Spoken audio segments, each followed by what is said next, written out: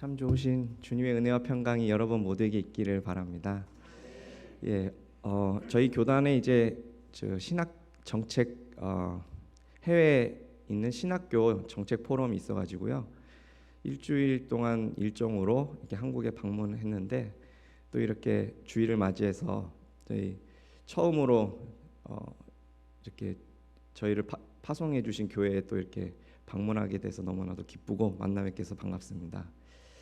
드림교회가 아니었으면 저는 2015년에 아마 캄보디아에 파송받지 못했을 것 같은데 이렇게 드림교회를 통해서 파송받고 지금까지도 기도와 또 여러 가지 후원으로 이렇게 도와주셔서 감사를 드립니다.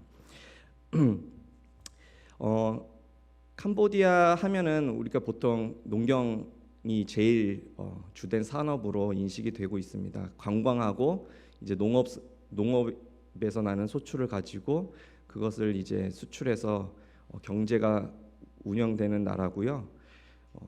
이제 공업은 조금 이렇게 이제 발전하고 있는 단계라고 보면 되겠습니다. 그래서 이제 관광과 이제 농업이 주된 산업인데 이제 기후가 나쁘거나 여러 가지 재해가 있을 경우에는 농산물들이 잘 자라지 못하고 그래서 아무래도 여러 가지 어려움들이 있겠죠. 그러면은 굉장히 사람들이 어려움을 겪게 될 것입니다. 오늘 본문에도 보니까 그 소출들이 적어서 굉장히 어려운 가운데 있지만 그럴지라도 하박국은 나는 기뻐하겠다 그렇게 말하는 장면을 보게 됩니다.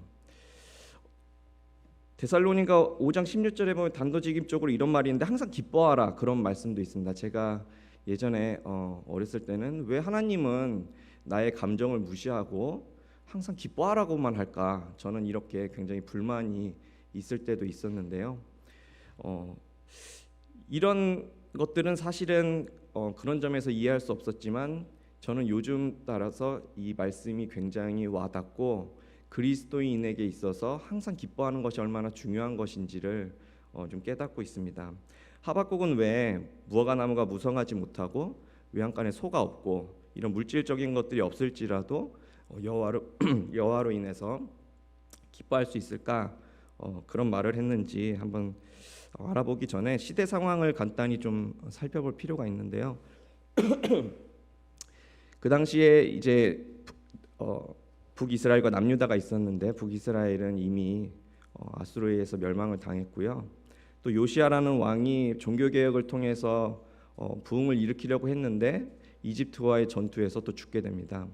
그리고 이제 아수르는 점점 남유다를 괴롭히고 있는 상황이고 이제 바벨론도 성장하고 있는 그런 시기였습니다. 그러니까 이런 주변 시대의 상황 가운데서 하박국이 굉장히 이제 의문이 드는 겁니다. 왜 이런 일들이 일어나는지, 왜 우리 이스라엘에게는 이렇게 어려움들이 있는 것인지 그런 의문이 되는 것이죠. 그래서 1장 2절에서 3절을 보면 여호와여 내가 부르짖어도 주께 듣지 아니하시니 어느 때까지리까 내가 강포로 말미암아 외쳐도 주께서 구원하시지 아니하니다 이렇게 말씀하고 있는 것을 보게 됩니다. 어느 때까지 이러한 어려움들을 그냥 보고만 계실 것입니까? 하나님께 여쭤보는 것이죠. 하나님께서는 1장 6절에 갈대아 사람 바벨론을 일으켜서 죄송합니다. 그런 아수르를 또 이렇게 물리치게 한다 그렇게 말씀해 주시는 것을 봅니다. 근데 또 하박국은 또 의문이 드는 거죠. 바벨론이라고 보면 자기가 볼 때는 굉장히 악한 나라인데 그런 악한 나라를 잘 되게 해서 또 이런 것들을 운영한다는 것 자체가 뭔가 좀 이상하게 생각이 돼서 또 하나님께 그렇게 여러 가지로 또 질문을 하는 것들을 보게 됩니다. 그래서 1장까지는 그런 하박국이 하나님에게 그렇게 여쭤보는 질문을 하고 하나님께서 대답해 주시는 것이고요. 근데 3장에서 보니까 뭔가 하나님께 대답을 들었는지 굉장히 기뻐하는 장면으로 마치게 된다는 것입니다. 근데 그 중간에 2장에 이제 하박국이 하나님으로부터 받은 말씀이 있다는 것이죠. 그러니까 1장에서 하박국이 왜 이런 사태에 대해서 굉장한 질문을 던지는데 2장 1절에 보니까 내가 파수하는 곳에 서며 성루에 서리라. 그가 내게 무엇이라 말씀하실는지 기다리고 바라보며 나의 질문에 대해 어떻게 대답하시는지 보리라. 그러면서 하박국이 하나님의 말씀을 기다리는 것을 보게 됩니다. 그리고 그 하나님의 말씀을 들었을 때에 마지막에 3장에 그런 기쁨의 감사의 기도로 마치게 되는 것을 우리가 보게 되는데요. 과연 무슨 내용이었길래 그런 의문들이 기쁨의 기도로 바뀌게 되었을까? 한마디로 요약하면 하나님께서는 심판의 도구로 바벨론이라는 그런 악한 자들도 사용하시겠지만 결국에는 그 바벨론도 심판을 받을 것이다 라는 것입니다. 즉 하나님께서는 순간적으로 우리가 보기에 악인들이 잘 되는 것처럼 보일지 모르겠지만 결국에는 하나님의 심판이 그 바벨론에도 임할 것이라는 것을 하박국은 믿음으로 듣게 되는 것입니다. 그래서 2장 4절이나 5절, 6절에 마음이 교만한 자, 욕심을 부리는 자, 자기 소유가 아닌 것을 모으는 자, 다 이렇게 바빌론을 지칭해서 보는 것을 보게 됩니다. 그래서 하박국은 이제 믿음으로 그것을 붙들면서 그래, 역사하시는 하나님을 믿자. 하나님께서는 반드시 응하시고 믿음으로 살아야겠다는 것을 결단하면서 기쁨의 단계로 넘어간다는 것을 보게 됩니다. 제가 선교 초창기도 그렇고 지금도 그렇고 참 막막함이 있었던 곳이 많이 있었습니다. 특별한 능력이 있는 것도 아니고 마치 갓난아기가 태어났는데 사막 한가운데 내버려진 것 같은 그런 느낌이 들 때가 선교지에서 종종 있습니다. 그럴 때마다 결국 앞으로 나아가게 해주시는 분은 하나님이시고 내가 그 하나님을 믿음으로 붙잡을 수밖에 없다는 것을 고백합니다. 첫 텀 5년은 제가 프놈펜에서 한 90km 떨어진 곳에서 이제 교회 개척 사역을 시작했고요. 처음에 이제 교회 개척을 같이 하기로 한 현지 사역자가 몇 개월 만에 자기는 못하겠다고 그만두는 바람에 이제 저하고 아내가 같이 그 사역지에서 한국 사람도 별로 없는 곳에 덩그러니 남아서 교회 개척을 시작했습니다. 캄보디아가 뭐 그렇게 능숙하지 않은 상황 가운데에서 그래도 아이들을 모으고 설교를 하고 또 전도를 하면서 그렇게 지냈습니다. 근데 몇 년 후에 2년 후에 코로나가 이제 발생한 것이죠. 코로나로 때문에 교회에 사람들이 모이지 못하고 여러 가지 어려움들이 있으니까 저는 사실은 되게 완벽해야지만 이 마음이 편한 사람입니다. 모든 것들이 잘 굴러가고 그렇게 해야 돼야지 마음이 편한데 이제 뭔가 다 일들이 진행되지 않고 그러니까 마음이 불편한 것이죠. 그런데 그 가운데에서 주님께서 저에게 자유하라는 그런 말씀을 계속 주시는 것을 제가 느꼈습니다. 선교의 주체가 하나님이시기에 하나님은 완벽하시고 하나님은 완전하시고 하나님은 하나님의 섭리를 이루어 나가시는데 제가 저의 힘으로 선교를 하려고 하고 제가 저의 능력으로 뭔가 구원을 이루어야 된 것 같은 제 힘으로 그 사람들한테 구원을 줘야 될 것 같은 그런 부담감 가운데서 제가 굉장히 절망했던 것을 발견하게 된 것입니다. 그래서 너는 그냥 가만히 있어 내가 하나님됨을 보리라 하는 그 말씀에 집중하게 되었습니다. 저는 그래서 사실 그 가운데서 좀 자유함을 얻었던 것 같습니다. 좀 망한 것 같이 보이면 어떤가? 좀 잘못되면 어떤가? 제가 사실 좀 이런 완벽해야 마음이 편한 이런 마음 때문에 제 인생이 사실은 어렸을 때부터 제 10대 때부터 80세까지의 계획이 10대 때 이미 세워졌던 사람입니다. 근데 중간에 이제 사법고시를 실패하니까 제 인생이 이미 어긋난 거죠.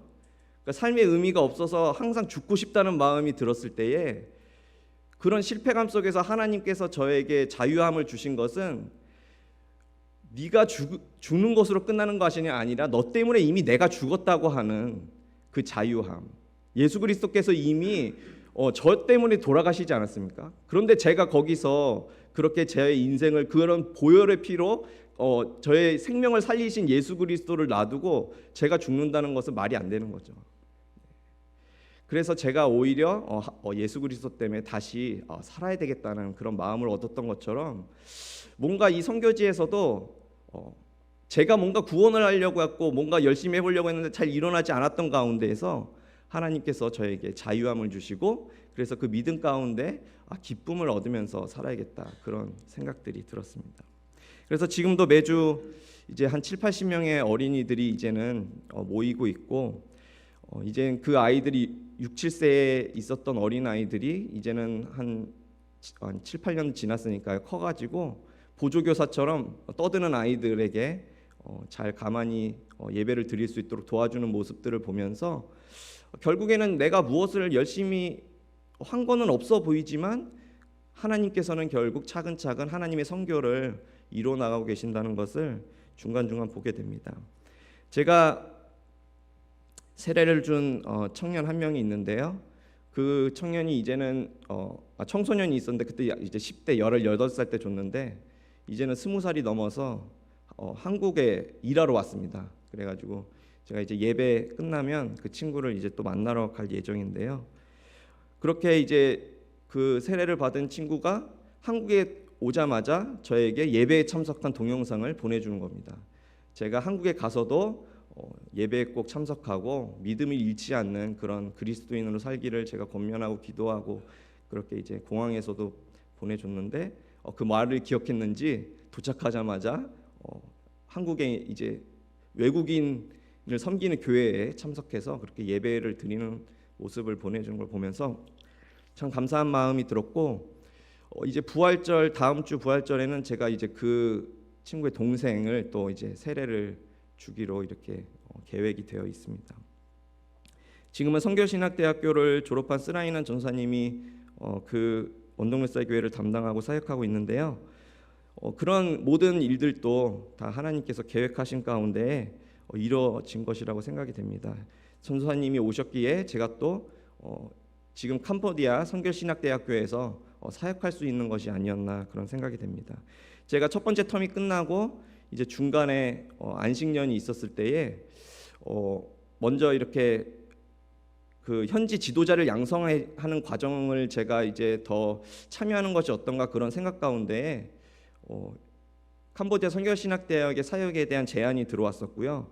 그래서 이런 막막함 가운데에서 어디로 나아갈지 알지 못하지만 하나님께서는 한 단계 한 단계씩 그렇게 하나님의 일을 이뤄나가시고 인도해 주시는구나 그런 것들을 발견하게 되었습니다. 우리가 처하는 어려움들은 참 여러 가지로 다양합니다. 어디로 나아가야 될지도 모르고 또 어떻게 될지 모르는 상황 가운데 있지만 하나님께서는 항상 지금도 역사하시고 일하고 계시고 또 우리가 어떠한 상황 가운데 있을지라도 우리의 기쁨이 되시는 분은 우리의 기쁨의 이유가 되는 이유는 바로 하나님 때문임을 우리가 고백합니다. 그러므로 가장 중요한 것은 하나님을 만나는 것입니다. 믿음으로 참으로 선하신 하나님이 계시다는 것을 보는 것입니다. 하박국 3장 4절에 의인은 그의 믿음으로 말미암아 살리라 그렇게 말했는데요. 이를 인용해서 로마서 1장 17절에도 복음에는 하나님의 의가 나타나서 믿음으로 믿음에 이르게 하나니 오직 의인은 믿음으로 말미암아 살리라 함과 같으니라고 말씀하고 있고요. 갈라디아 2장 20절에도 나를 사랑하사 나를 위하여 자기 자신을 버리신 하나님의 아들을 믿는 그 믿음 안에서 살아야 된다고 말씀하고 있습니다. 삶의 문제 가운데에서 왜 이런 일들이 일어나는 것인가 우리는 알지 못하는 경우들이 너무 많이 있습니다. 그렇지만 하나님께서는 지금도 역사하시고 선하게 이끌어 가신다는 것을 믿으시기 바랍니다. 우리가 믿음의 귀로 하나님의 말씀을 듣기를 소망합니다. 그리고 2장에서 하박국이 하나님께서 어떻게 말씀하시는지를 기대하면서 기다렸던 것처럼 우리가 믿음으로 우리의 상황 가운데서 하나님께서 어떻게 역사하시는지를 보면서 기다리면서 그렇게 듣는 마음으로 있어야 될 것입니다. 예언과 성취 사이에는 항상 간격이 존재합니다. 우리가 그 창세기 3장에 보면은 아담과 하와가 타락했을 때에 하나님께서는 여자의 후손을 주시겠다고 이미 예수 그리스도를 통해서 우리를 구원하시겠다고 말씀을 주셨습니다. 근데 그 말씀이 일어난 지는 몇천 년이 지나서죠. 하나님의 말씀은 반드시 일어나지만 그 사이에는 간격이 있을 수 있다는 것입니다. 우리는 그것을 바로 믿음으로 기다려야 되는 것입니다. 이 말씀은 항상 기뻐하라. 저는 예전에 이거 왜 이렇게 짜증나게 나의 감정까지도 하나님이 컨트롤하려고 했는가 이런 의문이 들었지만 사실 이 말씀은 짜증나는 말씀이 아닙니다. 우리를 하나님이 우리의 감정까지 조절해가면서 너 슬퍼하지만 너는 항상 기뻐해야 돼 이렇게 말씀하시는 것이 아닙니다. 이 말씀은 바로 하나님을 찾도록 어떤 지표가 되는 말씀입니다. 기쁨을 소유한다는 것은 하나님에 대한 믿음을 내가 갖고 있는 것인가, 나의 삶이 하나님께 온전히 기대고 있는 것인가를 늘 점검하게 만듭니다. 코로나로 너무 힘든 2021년이 기억되는데요. 그때는 캄보디아에 있는 코로나 질병이 이렇게 퍼져나가지 않기 위해서 지역별로 섹션을 나눠가지고 이동을 금지시켰습니다. 그래서 이제 깜펑천항에 있는 사람들은 프놈펜으로 오지 못하고, 프놈펜도 한 4-5개의 구역으로 나눠서 지역별로 이동이 금지됐고, 여러 가지 어려운 상황 가운데 교회와 종교 행사들이 다 금지된 상황이었습니다.